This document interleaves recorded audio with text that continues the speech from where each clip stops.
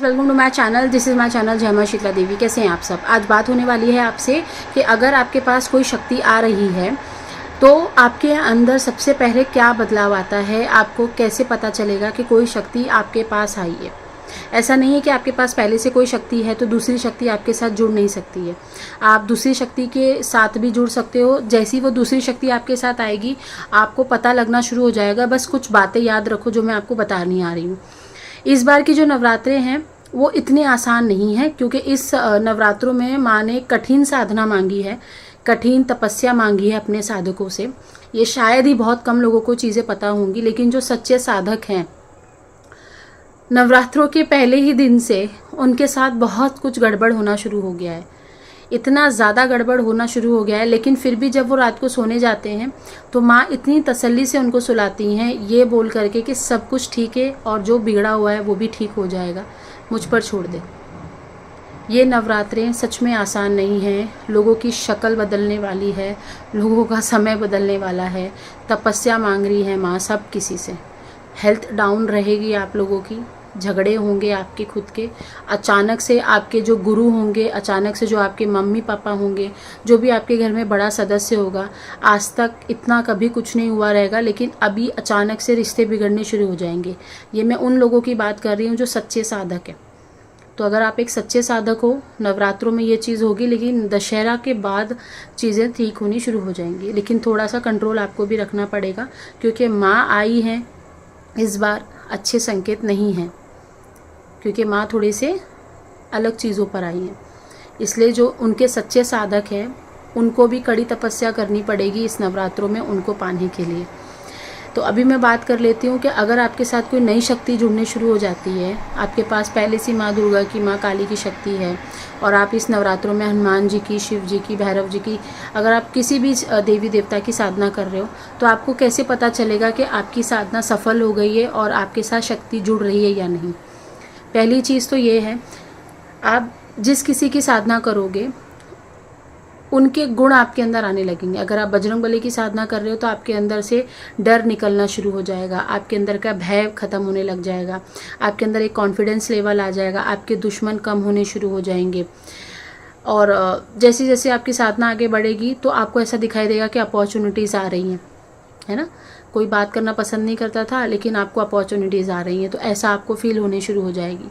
तो ये सारी चीज़ें आपको फील होंगी, इन नवरात्रों में नहीं होंगी, नवरात्रों के बाद ही होंगी।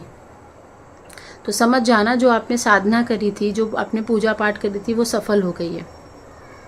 ठीक है, ये गुण आपके अंदर आने लगे। जैसे माँ दुर्गा की साधना कर रहे हो तो आपके अंदर एक ठंडापन आने लगेगा, आपके अंदर एक कामनेस, एक ममतामयी, एक प्यार का माहौल आपके अंदर उमड़ने लगेगा।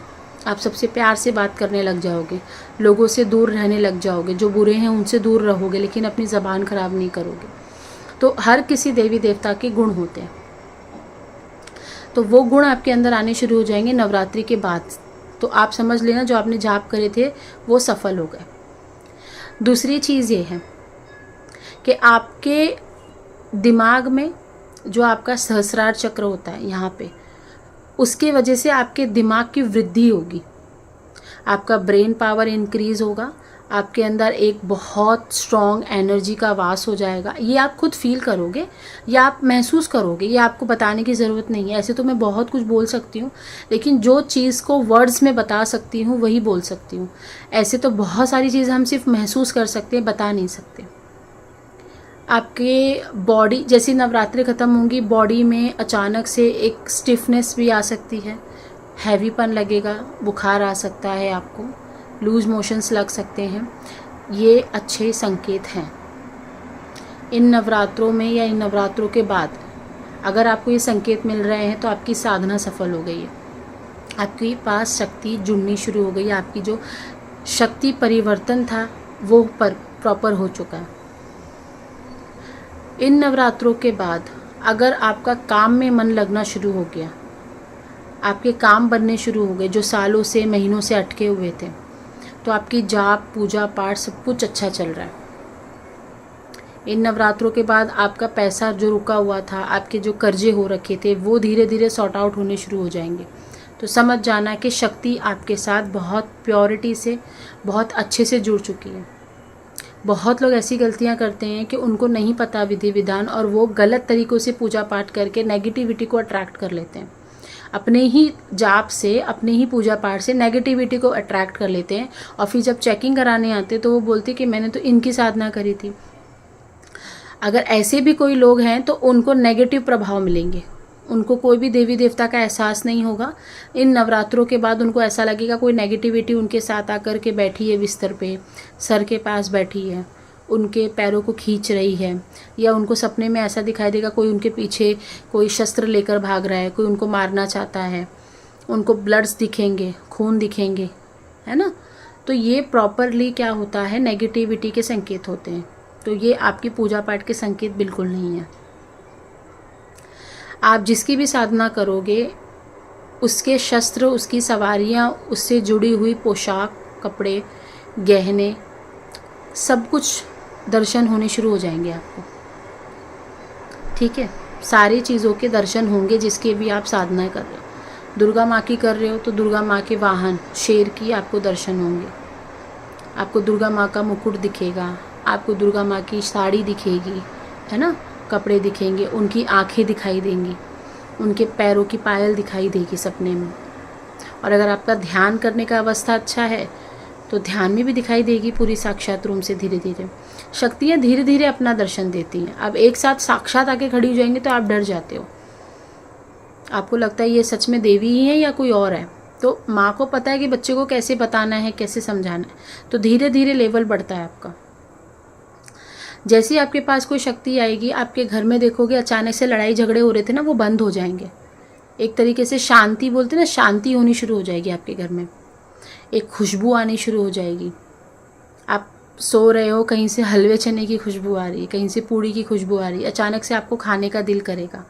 आपको ऐसा लगेगा मैं कुछ मीठा खा लूँ, खीर पूड़ी बना के खा लूँ, हलवा खा लूँ, जो कि आपको पसंद भी नहीं है, होगा भी पसंद ना, तो भी आप इन नवरात्रों में ही खाने का सोचोगे। आप बाकी के दिनों में खाने का आपका इच्छा नहीं करेगा इतना जितना इन नवरात्रों में करेगा, या अष्टमी नवमी के बीच में करेगा।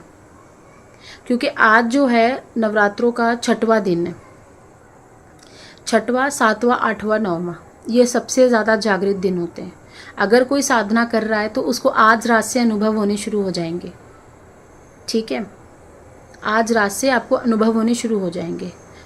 आपको पता चलना शुरू हो जाएगा कि बॉडी में दर्द हो रहा है, कंधे भारी हो रहे हैं, पेट में गुड़गुड़ गुड़गुड़ की आवाज़ आ रही है, आपकी हार्ट बीट बहुत ज़्यादा तेज़ हो रही है, आपको हार्ट में पंपेशन चालू हो गई है, सांस लेने में दिक्कत होगी, ऐसा लगेगा सांस ऊपर की तरफ चढ़ रही है, आपके चक्रों में दर्द होगा, कुंडलिनी ऊपर की तरफ उठेगी, सर में आपको हल्का हल्का सा मीठा मीठा सा दर्द रहेगा।